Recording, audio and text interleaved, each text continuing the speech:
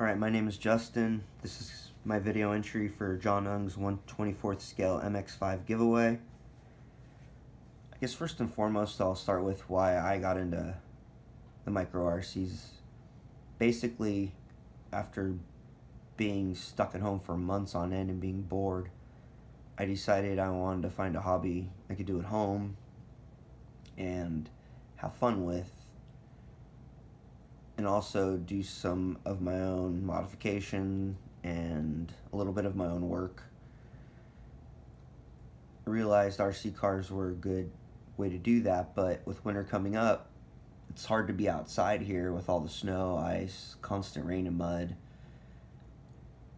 So I decided to do micro RC for the time being, and then possibly when weather gets better, moved outdoor and do larger size.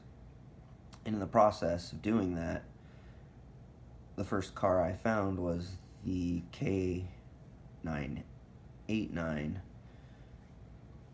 which is an all-wheel drive car, and I'd used that for a while. Had some fun, but realized it wasn't a true drift car, and wanted to have more fun and basically do something a little more challenging around the house, which it looked like drifting presented. And it definitely does. So I decided to start looking into that route and found the micro drifting RCs and decided, well, that looks like fun as well. The first car I decided to go with that was rear wheel drive was an MJ, which is the one you're looking at here. And this one is the newer one. This is a 3.1. This car, as it came and sits, it didn't present much challenges besides dialing in wheels and weight distribution. I mean, as you can tell, like, car's bouncy and drives really nice. So there wasn't much to do once that car came besides just figuring out the wheels, the floor that I was driving on, or floors, because I will drive on carpet and hardwood. So figuring out those combinations didn't present much issue. But once I started messing around with this guy is when I learned a lot, because I had to do everything building out of a kit. So learning from this car, I can kind of tell you my experiences. And first and foremost, I can tell you is do a lot of reading. Learn about tires, camber and toe especially. Even if you just want a car or have someone build you one and you think, oh, it's going to arrive and I'm going to drive it, unless you're driving on the exact medium or floor that car was tuned on with the tires, it's going to perform differently. So you might have to do some type of modification beyond changing the tires out. So I highly recommend learning all aspects of doing this and not just expecting to have something that runs and will run forever, because anything you change may end up changing something where you will have to change the camber and toe, which can possibly lead to issues if you don't know what you're doing. It'll lead to the car driving really weird. So with that being said, I highly recommend people learn not only a few of the basic settings, and you'll need to learn if you change anything, but definitely do your research as far as tires and surfaces. And I would recommend probably getting multiple different types of tires because they'll all perform differently.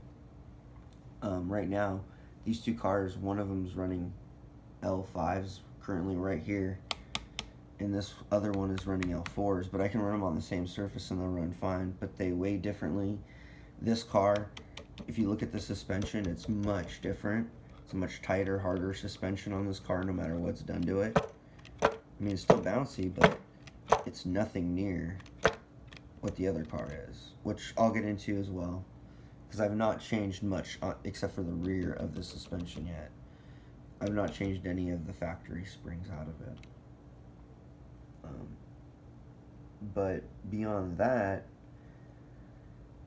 you will have to learn how to change your controller settings. That is a big thing that's helped the way that car handles. So learning your ETA for throttle, the steering, EXP, all of that stuff. Basically, you'll want to learn. You'll want to mess with all of it a little bit, increment by increment, for each car, though, because it'll perform differently depending on how the cars are set up and how everything is done. But this car is pretty cool, and I'll kind of show you and explain what I mean by learning. I mean, 4 months ago before I got in, or 5 months ago before I got into this, I didn't know anything about cars or RCs alone. So I've learned basically from scratch everything. And as is, you can look at this rear end and tell it's pretty heavily modified. It has a sway bar, and it's tensioned. It actually has 3 points of tensions and spring. But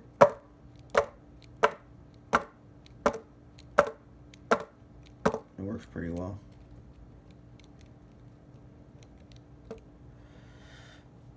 And it drives pretty well. But this car's been a lot of work. I'm not gonna lie. And a lot of back and forth. But that's part of the fun, is, not just having some instant gratification where something's gonna work and always work, because it won't always work if you change tires, if you change, or have to change like a servo, or you decide to change the motor out eventually. The car may not react the same, and you're gonna have to learn how to change all those settings. So knowing the basics, knowing how the car reacts based upon what settings you'll change, I think is extremely important. Because without it, you're going to be lost. Which brings me to my next point, in my experience, is definitely ask for help. There's a lot of people out there that are really well versed. There's some groups that are really well with some great people. You can show them videos, say, hey, here's what I've been working with, here's how it's driving, and usually people will say, try changing this or changing that, especially if they know that you don't know much. And sometimes things work and sometimes they don't. But I found often, more than not, it does help. So asking for help is a good thing. There's a lot of people who are willing to help in this community, which is a great thing. And definitely don't get discouraged if at first something doesn't work. This car drove terribly at first. And I have videos around on my YouTube and on Facebook of it driving, and it drives pretty well now. It drives even better than I think the videos I have up, but I just wanted to make sure I emphasize, definitely ask for help, because that is key, I think, is just showing somebody what you're working with, showing how the car's driving, and a lot of people can automatically see how the car is reacting and what it's doing, what needs to be changed, where when you start out you may not be able to pinpoint or see that right away, and that comes with experience and driving, which is the next thing. Driving a rear wheel drive drift car is much different than driving any RC or driving an all-wheel drive car in, say, a power slide drifting mode. So reprogramming how you learn to drive a car with a gyro that slides a lot and spins continuously, essentially, reacts differently to how you would normally just race around a track. So, focusing on all those key points, learning to drive, learning, all those settings for the car, the controller, asking for any help along the way, I think are key things that will help anyone and are probably the most important things you can do. And with that said, it looks like my 10 minutes are up, and I hope you all have a great day.